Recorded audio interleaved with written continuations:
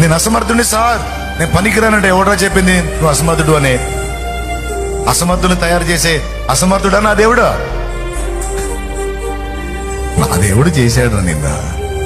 నా దేవుడు నిన్నంటూ సృష్టించాడంటే నీకిచ్చే పని తన మీద నీకు ఇచ్చాడు. వేస్ట్ క్యాండిడేట్లు చేసే వేస్ట్ పని నా దేవుడు ఎందుకు చేస్తాడు? నా దేవుని సృష్టిలో వ్యర్థమైంది ఇది లేదా? వేస్ట్ గాళ్ళే ఇది వేస్ట్ అది వేస్ట్ అనుకుంటారా? నా దేవుడు వేస్ట్ పనులు చేయడు. ఒక బండశిలలో శిల్పాన్ని పెట్టాడు, కఠిన మొద్దులో కొన్ని వస్తువులు పెట్టాడు.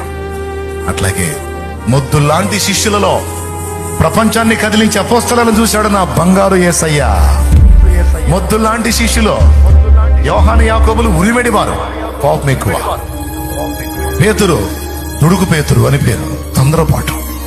తోమ అనుమానాల పుట్ట.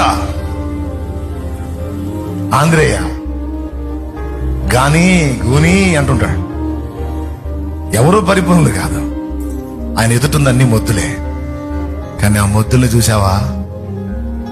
ఎప్పుడు అన్ఫిట్ పోండి, మీరు పనికిరానల్లా. ఆరంభం నుంచి ముగింపు దాకా శిలువలో ప్రాణం పెట్టి తిరిగి లేచి ఒలీవల కొండ మీద ఆరోహణం అయిన దాకా చెక్కుతానే ఉన్నాడు.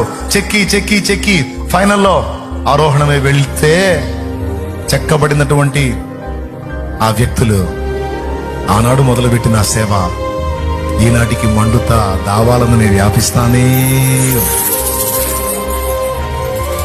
లోకం వాళ్ళని విద్య లేని పామర్లుగా చూసింది, లోకం వాళ్ళని జస్ట్ జాదర్లుగా చూసింది. కానీ యేసయ్య పంచాన్ని కదిలించే దైవ జనుల్ని వాళ్ళలో చూశాడో. మన దృష్టి అలాంటి నిష్కమషమైన దృష్టి అయి ఉండాలి. శూన్యంలో కూడా సృష్టిని చూసే దృష్టి ఉండాలి. ఓటమిలో కూడా గెలుపుని,